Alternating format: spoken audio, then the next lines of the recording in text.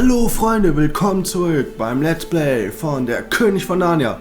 Die Hauptstory haben wir im letzten Part abgeschlossen und wie versprochen habe ich die ganzen Bonusgegenstände eingesammelt. Seht ihr da oben, Bonusgegenstände 100%. Die ganzen Haken dahinter, ich habe mir hier alles schon einmal angeguckt. Ja, ich würde mal sagen, machen wir direkt mit dem ersten weiter, und zwar Peters Aufnahme. Dieser Film zeigt William Moseley. Er spielt Peter und nimmt gerade seinen Text für das Videospiel auf.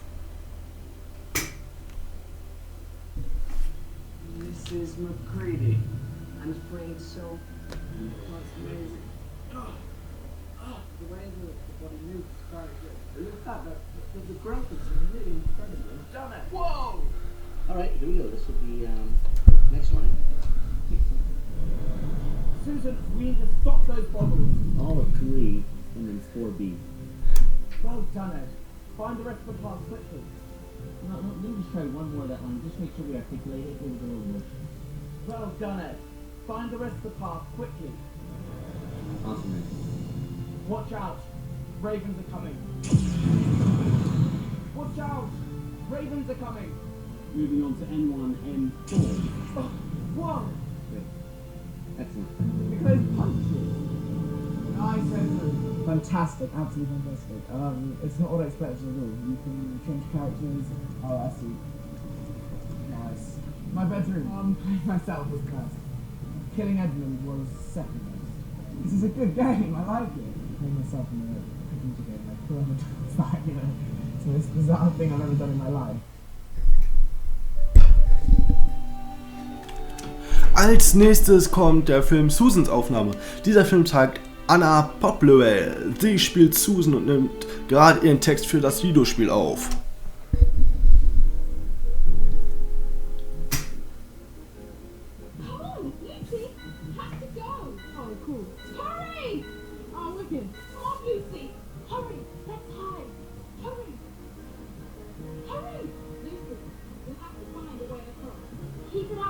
You've nearly found a safe path for Peter and me. There must be some way to stop these wolves. There must be some way to stop these wolves. Very different from the film, obviously, but it's a lot more dramatic. Oh, that sounds great. Oh, cool. Oh, I know. This is really evil. So big. It's kind of different seeing yourself in film because that's actually real, whereas this is a virtual and kind of thing. It sounds fake in your head, but when it goes with the tension that you're showing in the game, it doesn't feel like it's me. It feels like it's Susan, so I guess it's a little less weird, but it's nevertheless very strange.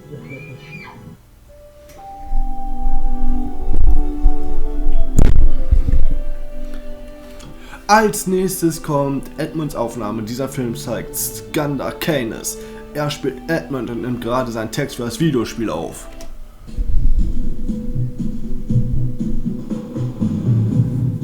Whoa! Whoa! Whoa!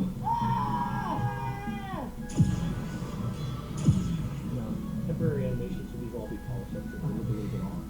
I feel like, yeah, like, was and has like armor and shield. Well, there is still. This is just getting addicted. Ah, yeah, just start attacking the rock. Oh, yeah. Hey, that's not fair. You didn't tell me you didn't do that. No, I don't listen to Peter. That's why you don't kill that. Yeah, spot way over to the left. Yeah, I do. Hit it. But you have to kill all 513 of them. Yeah. This is N14, 1001, take 110. Our pawns have beaten their enemies. Our pawns have beaten their enemies. Alright, we're gonna end it with a big scream.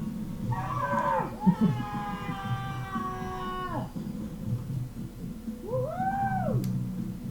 Again! Woohoo! Good job.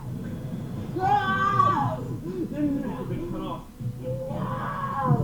I told one of my friends, oh, you better get me a copy. It's free. I'm like, no.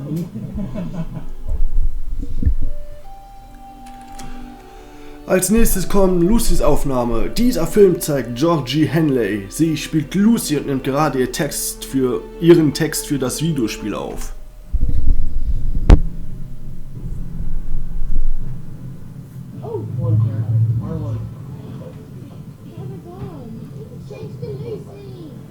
to N3N2, take 90.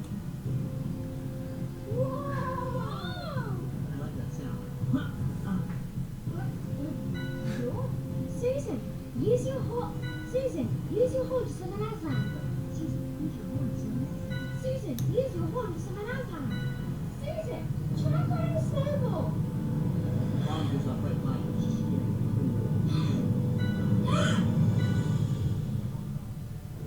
Find a wolf, kill it. Find a wolf, kill it. Find a wolf. And don't find Mr. Beaver, no! I don't want to kill Mr. Beaver. How are you, Lucy? What do you think the Brandon will say when you see it? Level zu den westlichen Wäldern. Du musst 3 Minuten überleben, um dieses Bonuslevel abzuschließen. Wir sind Edmund oder Sus und wir spielen als Edmund. 3 Minuten müssen wir überleben. Und ich würde euch raten, ihr habt es gerade schon gesehen, da kam ein Pfeil. Ignoriert den Zwerg, den da oben auch. Kümmert euch nicht um sie. Das könnt ihr machen, wenn ihr zu zweit spielt. Alleine würde ich es nicht machen, weil die treffen einen eigentlich sowieso nie. Immer drauf, immer hier unten.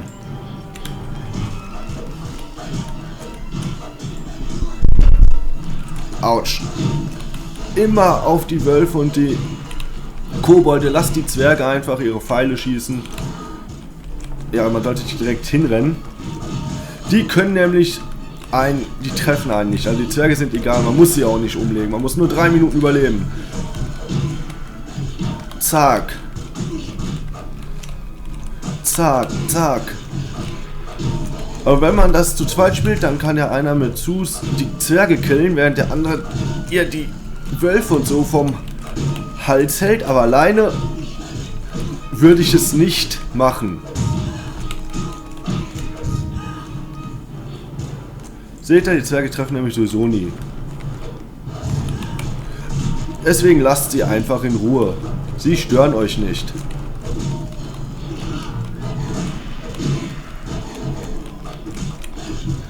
Nehmt lieber die Wölfe und die Kobolde hier unten. Habt eine viel bessere Chance zum Überleben.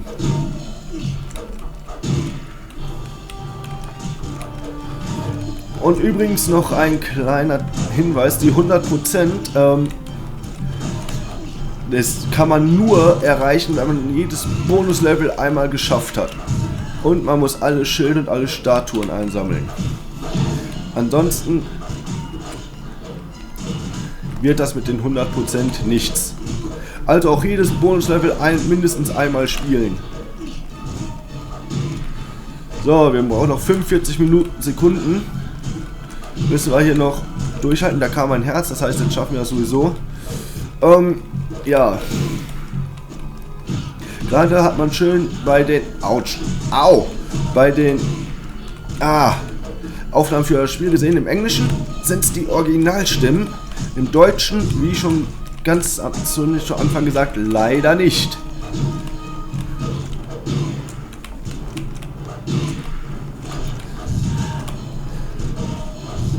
Ja. So, und 6, 5, 4, 3, 2, 1, 0. Damit hätten wir das Level abgeschlossen. 27 Münzen gefunden, keine ausgegeben, ist klar, Bewertung sehr gut. So, wir speichern mal eben drüber. 100% bleibt 100%, egal was wir jetzt machen. Das nächste, was ich euch jetzt zeige, das ist alles hier, alle ganzen Filme, die hier sind alle auf Englisch, aber das sollte ja nicht so schlimm sein. Ne? Es kommt der Film Die Entstehung von Narnia. Dieser Film zeigt hinter den Kulissen Aufnahmen bei den Entwicklungen des Videospiels. The renowned and beloved book by C.S. Lewis, The Chronicles of Narnia, The Lion, the Witch and the Wardrobe, has evolved. 98, 99, 100. Ready or not, here I come. Edmund, Susan, Lucy, Peter, Aslan the Lion, the Wicked White Witch, the magical land of Narnia. These are characters and places that have loomed large in the imaginations of children around the world for more than half a century. They are the stars of one of the greatest series of books in children's literature, The Chronicles of Narnia. The Chronicles of Narnia are classic novels, and now The Lion, the Witch and the Wardrobe has been made into a blockbuster movie and video game. A new generation of children will be experiencing for themselves the magic of Narnia. On the first morning, the children decided to explore the big house. It was full of interesting things in unexpected places. One room had a suit of armor in it. Another, all hung with green, had a harp in the corner. And one room was quite empty, except for a big wardrobe with a looking glass in the door. Chronicles of Narnia have been phenomenally successful ever since the first publication of The Lion, the Witch and the Wardrobe way back in 1950. They progressively sold more and more copies right around the world in about 30 languages. I think they're up to somewhere close to 90 million copies worldwide. The Chronicles of Narnia are the work of an English author, C.S. Lewis. A tutor at Oxford University and a good friend of J.R.R. Tolkien, author of Lord of the Rings, Lewis gestated on the ideas that he would later incorporate into his masterwork for many years. But it was not until 1950, when he was 52, that the first book in the series was published. Well, funny enough, my stepfather, C.S. Lewis, had the nickname of Jack from when he was a very small child. And when Jack was about 16 years old, one day there popped into his head the image of a fawn in a snowy wood with a whole bunch of parcels and an umbrella. And it made some kind of impression on him, but he never did anything with it until many, many years later when he was about 50. And he decided he would try to make a story out of that image and began to work on it. And at the time he was having nightmares about lions, one particular huge lion in particular. So he then found that the lion leapt into the story and dragged the rest of the story with him. That was really the origin of The Lion, the Witch and the Wardrobe. Narnia came into my life, obviously, as a child. It was one of the first books that I really got into. And as a teacher, it's one of the classics that one feels obliged to deliver to children. The film The Lion, Witch and the Wardrobe has been a very, very long time in gestation. I suppose I've been dreaming about it, scheming it, talking about it for the better part of my adult life. My sons, my children, they remember me all of their lives dreaming, scheming and talking about making a movie of The Lion, the Witch and the Wardrobe. But it's also, of course, noteworthy that technology has not existed to make a movie of it doing the book justice until very recently. But it's not just the movie that will bring the world of Narnia to life this winter. A new multi-million-dollar video game developed in conjunction with the movie for the first time allows children to create their own adventures in the world of Narnia. Moving from the movie, which is a well-known and accepted medium nowadays, into the video game area it's an uplifting experience in some ways, because every child throughout the history of the book has longed to be able to go to Narnia. I don't really think that anybody amongst the general public has any idea of the background of what goes into making a movie to start with. But if you take then the making of a game from the movie, it's probably more complex in a sense, converting the movie into a game than converting the book into a movie. Los Angeles 2005, home to the greatest computer show on earth, E3. Ensuring that the video game joined seamlessly with the movie was the job of Andrew Adamson, the director of Shrek and Shrek 2, and now the director of the first Chronicles of Narnia movie. There's a very specific look to the world of Narnia, which I think is an original world that people haven't seen before. And we really wanted to make sure, in partnership, that the game had that look as well. Before we even started shooting the film, we were having discussions about how to integrate the film aspects into the game and vice versa.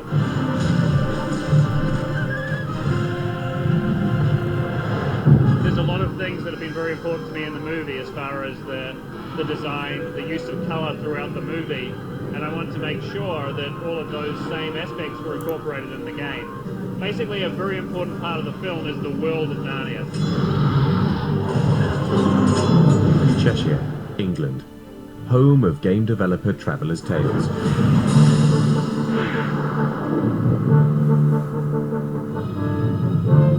Here, the film was adapted into an interactive action-adventure. think this will mean a lot to the Narnia fans. I think, you know, it's the second biggest selling book behind Harry Potter. When the opportunity came up to do Chronicles of Narnia, I was thrilled. I'd been a great fan of the book since I was pretty young. I read it when I was 7 or 8, and the tales really captivated me.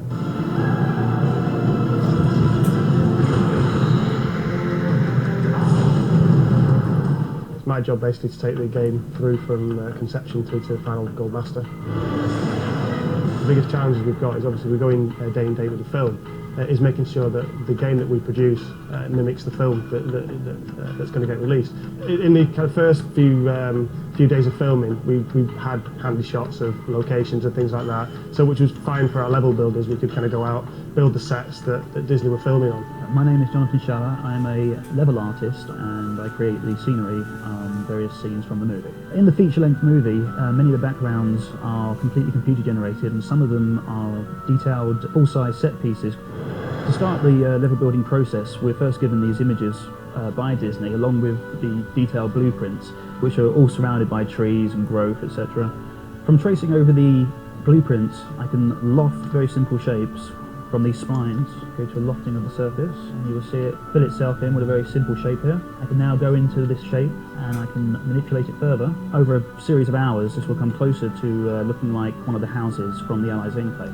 So if I apply a rock texture, so now we look like we have a stone wall. Eventually, after a series of hours, it looks a little more like this. Depending on the complexity and the size of the level, the scenery can take anything from a couple of weeks to a couple of months. When we think that the scenery looks as accurate and as close to the movie, we're pleased with what we've got. The team at Traveller's Tales faced huge challenges in accurately adapting the movie into the game. Well, the animation in the game was something that's always one of the most important aspects of any game development, because if the characters don't move naturally, it's the first thing the player notices. We receive photographs of every maquette that's made of every creature, which is our first point of reference really. We can then give that to our model guys and they can start to build the creatures. I'm Anthony Whiteley and I'm lead animator on the Narnia project.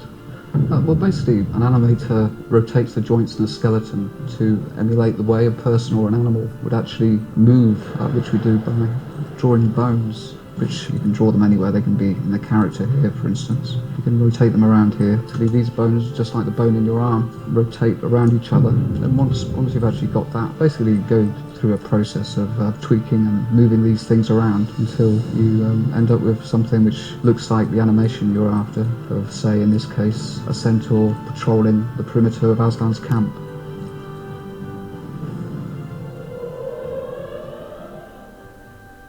Once the artists have built the levels, we obviously have to put them in the game. The more complicated process that we spend a lot of time on and a lot of work in is putting the creatures into the game. So one of the first processes we go through is we have to lay out for the creatures pathways so that they know where to go. So for example, I can start laying out a path to bring the creatures round into the level.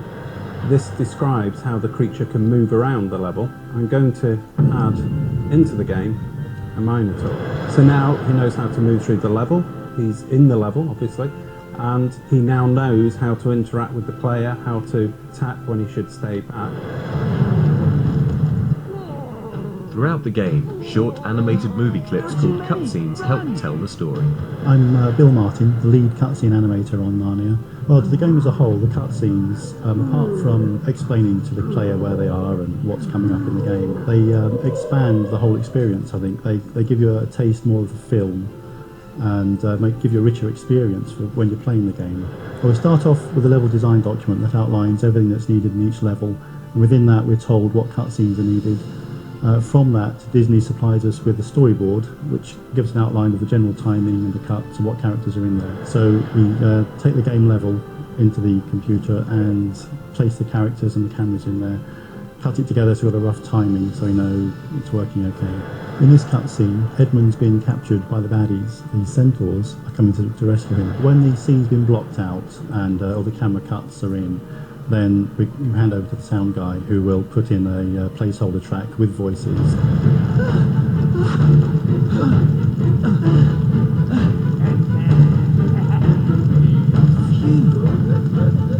My name is David Whittaker, and I'm the main audio guy at Traveller's Tales. When I get given a scene, say a cutscene, I have to splice pre-recorded music to fit the length of the cutscene. Then I create sound effects for specific actions like footsteps or explosions. In this cutscene, we need a sword swipe, so I would grab several off my CD archives, and I would audition them.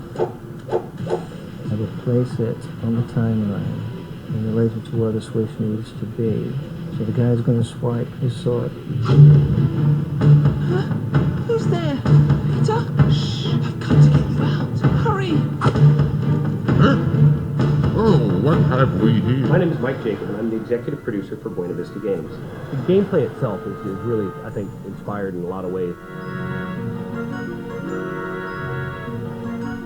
And kind of the cornerstones that we really settled on were cooperation, collaboration, creatures, and of course combat. One of the great design ideas was to be able to team the kids up, and you can actually link them together. So when their power meter gets up to the top, you can actually run any of the two children up next to each other. Each of them connect up in different ways, and then you leave it up to the player to choose how to link the kids up and when to link them up and how they want to use them. For instance, Peter might link up with Edmund. And they actually do this great spinning move that's kind of reminiscent of a giant whirlwind. And as they're flying and flying around, they'll be able to take on creatures in combat. They can blast their way through objects or obstacles that might be too hard for them to do individually.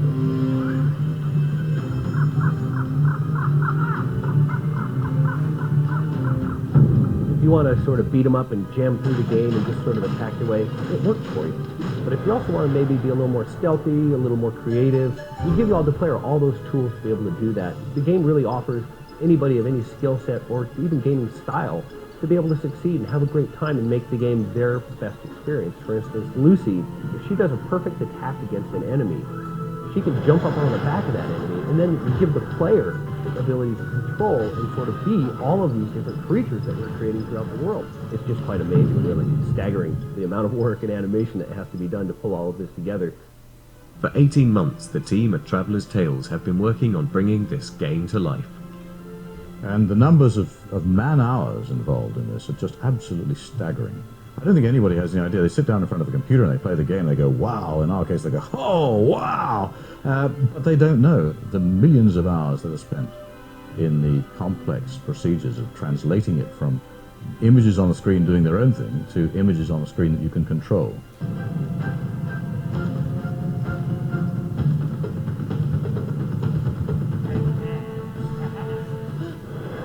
Now with the new video games and the computer games, the children can actually not only get into Narnia, but they can control what their protagonist, what their particular character does in Narnia. So in a sense, they invent their own adventure. For me personally, it's a great honour really to work on a game of such size. I mean, the general feeling within the group is the film's going to be huge, you know, and to be a part of making a game for something that is going to be so big is a great honour really. It's really exciting to be involved with the Chronicles of Narnia, to work with the director, to work with the property, to meet Douglas and all the people involved with the story, and to be part of that whole legend is a pinnacle really in my career in the games industry. Now, with the advent of these computer and video games that we're producing, taking off from the movie, people all over the world will, for the first time, without a wardrobe, be able to go to Narnia.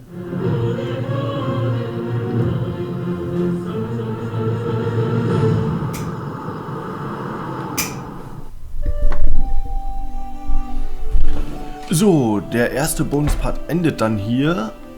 Im nächsten spielen wir das Bonuslevel Außenposten. Also Freunde, bleibt dran. Ciao.